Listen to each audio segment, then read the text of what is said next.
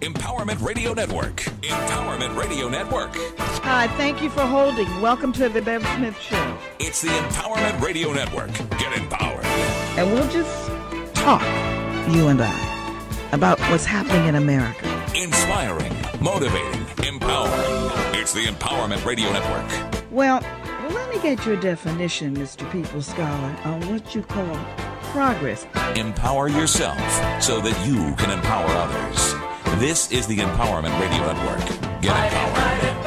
Hi, thank you for holding. Welcome to the Bev Smith Show. Inspiring, motivating, empowering. This is the Bev Smith Show. Get empowered.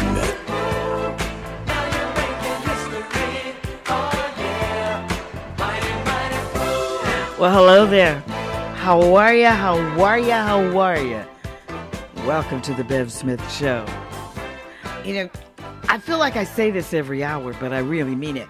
Have I got a show for you? Let me tell you about it. A couple of days ago, a friend of mine called me. We were having a conversation about people at a certain age and how they are dealing with each other or not dealing with each other. People. And so we're talking about men and women, black men and women in particular. Now, long before there was a Michael Baisden or a Steve Harvey, my friend, Russel Price, who first had Russell's News and now has Be There magazine, started talking about relationships. He was on Kathy Hughes's WOL and more. And he's very well known in the Richmond, Virginia, D.C. area. But he has a website and he'll tell you all about it. So we got into this debate. Well, not really, because Russell and I discuss things. So we got into this discussion.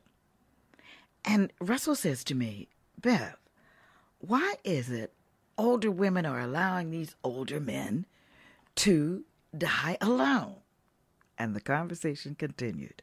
And I said to Russell, hey, Russell, why don't you stop by the Bev Smith Show? And let's discuss this publicly and see what the people have to say and invite them to comment on your website and on mine. Yours, Be There Magazine at yahoo.com, mine, BevSmithTalks.com. So Russell Price is here. Please join me as we welcome him to the show. Hello, my friend. How are you, Bev? I'm doing fine. Did I get it all right? Did I say it right? You said it exactly right. It was well said, as you always do.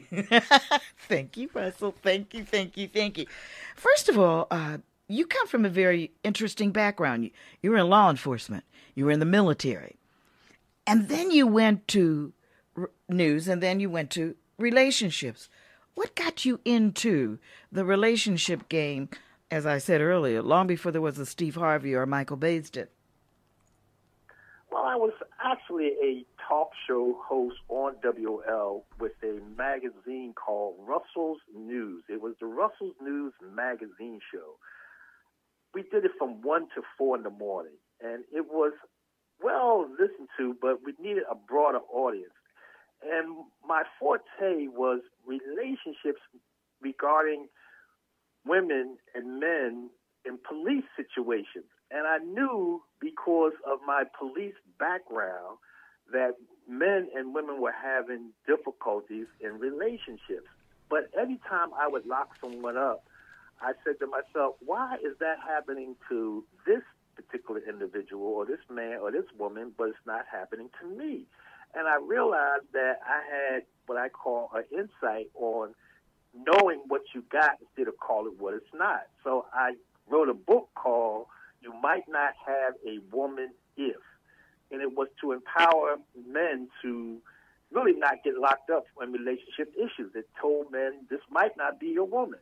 But make a long story short, I got on the air and I decided to discuss relationships issues from a male perspective. And at that particular time, no one was doing it from a male perspective. And it just took off. What you got instead of call it what it's not. That was the expertise. You give me the scenario and I can tell you what you got instead of call it what it's not. Well, let's talk about what we have today. First of all, in the African American community, everyone agrees, and it's no secret, that there's a problem between black women and black men. From where you sit, and I mean across the board. And now that there is so much inter-ethnic, I don't say interracial because we're all one race, the human race, but inter-ethnic marrying at a larger number than ever before in American history, there's also that divide. What do you think in the 21st century that this divide between black men and black women has existed so long, or is there a divide from where you see?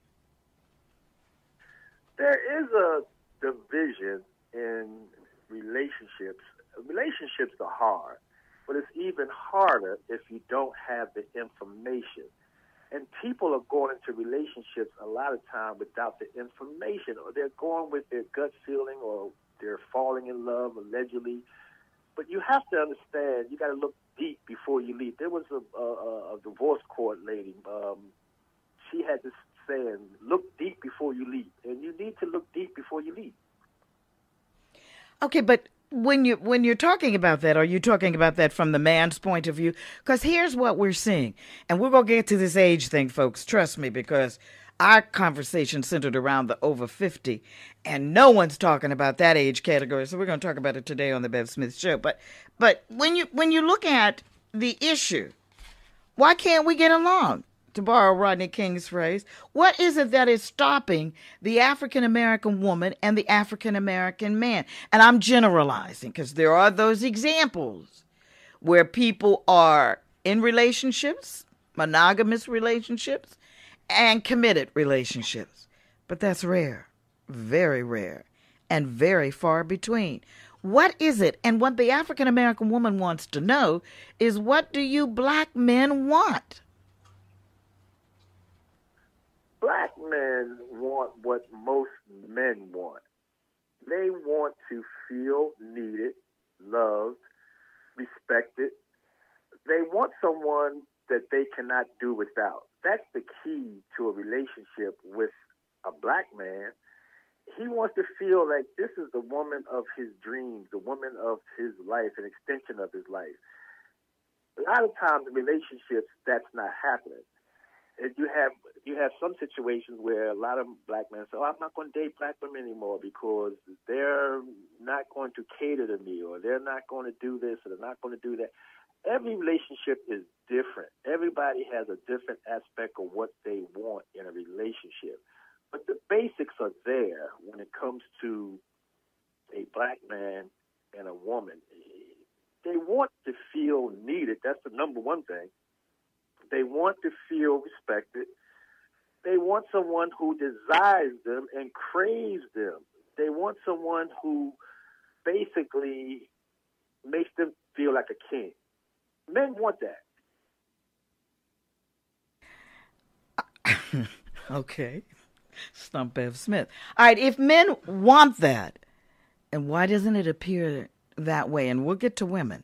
Why doesn't it appear that way to women? You and I talked about the women that are over 50, and I did a little canvassing before your visit and talked to my friends who are over 50, over 60, and some in their 70s. And their opinion was that, A, most men today, and we're talking black men, most men today want eye candy. They're into eye candy.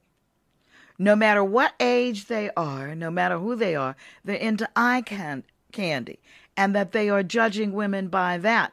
And my theory is that because we've had such a tormented history, and we've never had an opportunity to talk about our mental illness, delayed slave syndrome, we have this problem between the two of us. And what we need to do is meet in a room and go, hey, baby, look, we need some understanding. You forgive me, I forgive you, let's get it on.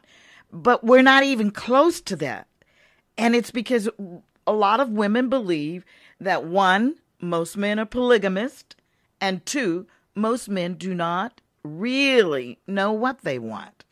Are we right? To some extent? You're right. To some extent, you're absolutely correct. A lot of men do not know what they want. That's why they are polygamists. They're not going to be monogamous because they don't know what they want. They're still searching for what they want. And